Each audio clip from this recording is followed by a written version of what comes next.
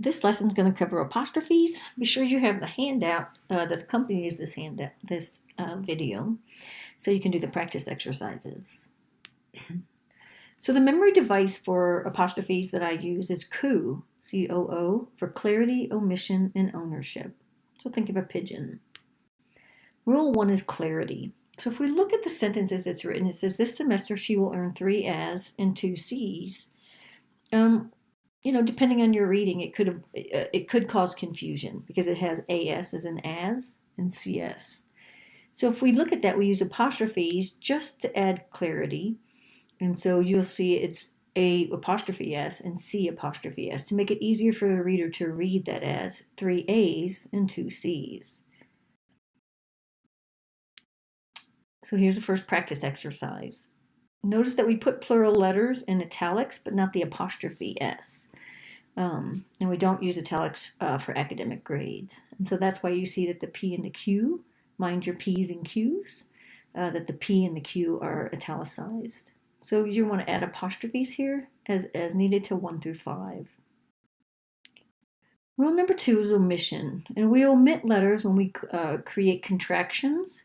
And a contraction is I take 2 words, do not, and make it into 1 word, don't. And so the apostrophe takes place of the missing letters. In this case, in do not, we drop the letter O. Same thing, saying he'll, meaning he will, versus hell. We are, were, versus were, meaning we were hungry. So 2 different meanings there. And she'd, she would, versus shed. So the apostrophe there helps for clarity as well as that we've omitted letters.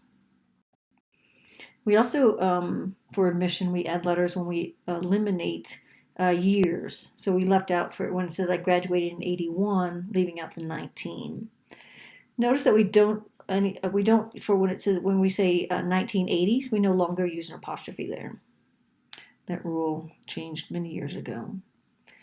Note that MLA explains that writers use contractions when they want their writing to have a conversational approach to it, but they avoid using contractions when they want their writing to have a formal tone. Here's some sentences for practice. So pause for a minute and practice and add apostrophes as needed. The third rule is much more difficult. It's the one that students confuse the most, and it's using apostrophes for ownership. So I'm going to start this by saying that we don't use apostrophes to make words plural.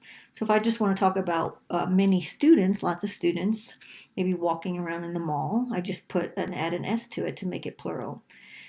Sometimes we add S, sometimes we add ES, and sometimes we add IES to words to make them plural. But again, that's just to make them plural. We're going to talk about ownership, which is possession. But we don't use apostrophes if we're just trying to make a word plural. We have singular ownership, which generally is represented by an apostrophe S, and plural ownership is generally indicated by S apostrophe. And so look at the examples. This shows ownership because students can own books, coaches can own whistles, companies can own employees.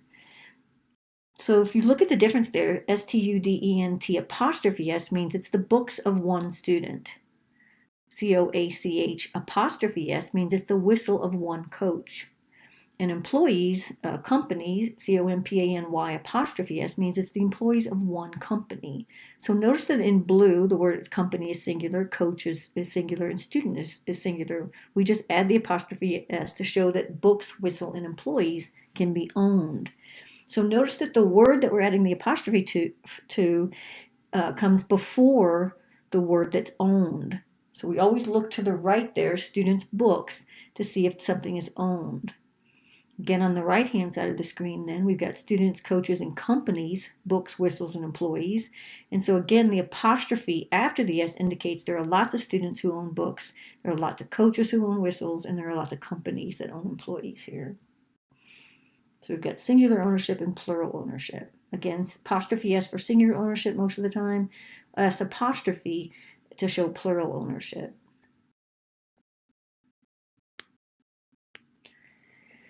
So here, go back one, I think I missed one.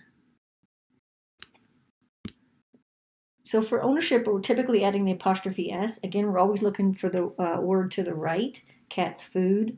On the right hand, we just add the apostrophe to show food for cats. Again, we're always looking to the right to see what's owned. Otherwise, we're not checking for ownership. We just see lots of cats versus one cat. So think about the difference in meaning here. You're creating a visual image. In the first sentence, you're creating an image that says it's the food of one cat. In the second image, you're creating an image that shows it's the cat's food of multiple cats. Again, creating an image. If it's the student's idea, right there we have one student. So that's why it's apostrophe S. It's his ideas. And when the apostrophe is after the S, we're showing lots of students in there. So it's their ideas. So here, if you look at these, again, I underline the word on the right-hand side of the words that end in S. So because you want to pay attention to those words. Can I own returned? Can I own ate? Can I own whistle? Can I own were? Can I own dinner? So only 2 of those 5 can be owned. I can't say the teachers returned all the papers. They're actually doing something. They're not owning anything there. The coaches ate dinner. So they're just doing something. They're not owning something there. Whereas the coaches whistle, right, they can own that whistle. And notice it's right to the immediate right of the word that owns it. Bunnies were scavenging, so they're just doing something, they're not owning something there. Again, I have lots of bunnies, but I don't have any apostrophe there because they don't own anything in that sentence. They just were scavenging. But in the 5th sentence there, they own their dinner. So here you would say, you would add an apostrophe S. So again, we'll go back to the top. We're saying teachers, they don't own returned, so no ownership. Coaches ate, so no ownership there. It's coach's whistle, it's his whistle, so we see ownership. Again, we're creating a visual image here. Bunnies are not doing, they're doing something, so they're not owning anything. They do own their dinner.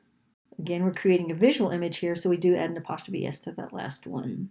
Again, you're creating visual images when you add those apostrophes. One bunny or more than one bunny. Keep your eyes out for adjectives. So adjectives can sometimes get in the way of the word that's owned, but they describe the word that's owned. So here we're just saying the coach's, we could say antique whistle, which just means it's old. So here again, it's still a whistle, it's just an old whistle or an antique whistle. But so both words go together to show that ownership. I could say referee whistle. So watch out adjectives here. So Javon's 5-year-old daughter started kindergarten. So it's 5-year-old daughter works together. Baby's colorful toys, family's Christmas photo, baby's pink baby bottle, family's late summer holiday. So again, if you're just looking at 5-year-old or colorful, you may not see the word that's being owned, but it's a 5-year-old daughter, it's a colorful toys. So again, watch out for those adjectives. You also want to use context clues to decide if it's singular or plural possessive. So here we have the new mother of twins took her baby's temperatures. So again, she has twins, so that tells us that there are 2 babies. So when we take their temperatures, we use the second one here. In the number 2 here, Maura hoped her sister's attempts to find a job were successful. They had just moved to a new town. So here I see the word they, meaning it references back to sisters, so that tells me that she had more than one sister. So I choose the one with the blue here with the apostrophe after the S. Number 3, the boys' parents encouraged them to go to the tutoring lab. Here I see the them here, so that makes me go back to plural boys here. All the beaches signs in Florida warn visitors of sharks. The word all there tells me all the beaches signs. So lots of beaches in Florida, so that's why it's the ES with the apostrophe afterwards. Again, they own signs.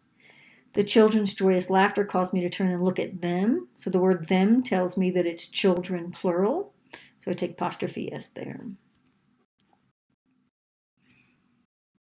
So irregular plurals, and this is just, you got to memorize these words. So typically when we make words singular to plural, we add S, ES, or IES. But there are a handful of words that we actually change the spelling. So we go from man, which represents one man, to men, which is lots of mans, I guess you could say. Then we change it to E, saying woman to women, mouse to mice, person to people, child to children. And so when we do that, then we go back to using apostrophe S. So here it's going to be the man's ties and the men's ties. Both take apostrophe S because these words don't, to make them plural, they don't, we change the spelling, we don't add S or ES or IES. So just memorize those words. Possessive pronouns, mine, ours, yours, his, hers, its, and theirs. Those are already possessive, so we don't add apostrophes to those to indicate ownership. They're already in an ownership form. Everyone, everybody, somebody, nobody are singular, so those take apostrophe S. Names that end in S, Dolores, Jesus, Elvis, and so on, those you can't lose. You can either add just the apostrophe or the apostrophe S. Both will be considered correct. MLA just expects you to be consistent, so if you decide that for Dolores you're always going to put apostrophe S, then do that throughout the essay. Here are a list of some more names that end in S. Implied ownership is a tough one. So implied ownership means that I didn't state the word that's owned. So typically it's near the end of a sentence. So here we have Bill's farm is in Leander, and so is Carlos's farm. Shaniqua's essay is posted in Blackboard, and so is Christian's essay. Again, the word essay there is implied. One neighbor's lawn is full of weeds, but everyone else's lawn is manicured. So when it's at the end of the sentence there, you can leave out the word that's being owned, that's implied there.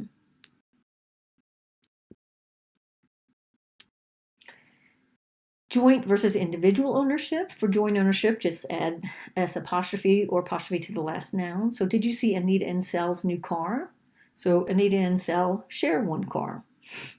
So only the word Sal takes the apostrophe S. Did you see Nancy's and Katie's new cars? Each has a new car, so they both get apostrophe S. Again, because I have individual ownership versus joint ownership.